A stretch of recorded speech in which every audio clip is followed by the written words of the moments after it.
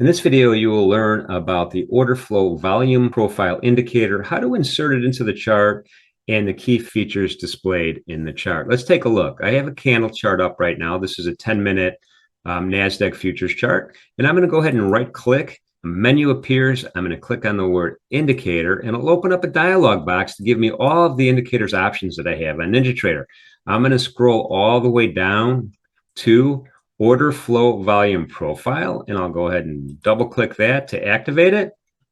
And once I do that, it will go ahead and add it to the configured section and then give me a properties window on the right-hand side, which I could customize. I am going to customize it really quickly right now. I'm going to go ahead and change calculate to on price change, so I get that real-time change in the order flow volume profile.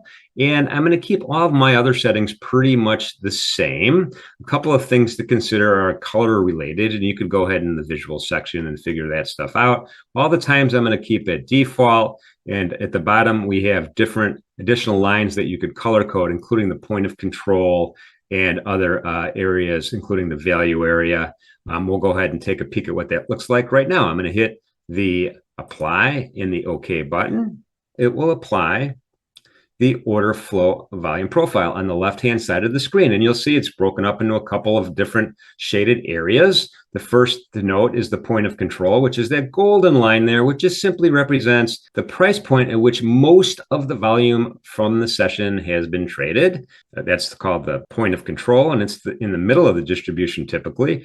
The top of the dark blue line is the top of the value area. The bottom of the dark blue line is the bottom of the value area. The light blue below are prices below value. The light blue above are prices above value. Each histogram bar itself represents the amount of volume that's been traded at that given price point throughout the session. It's really simple to add the order flow suite. Simply log into your account, navigate to the settings section, click on the word plans, and you'll see order flow plus. Simply click the buy button and you are good to go.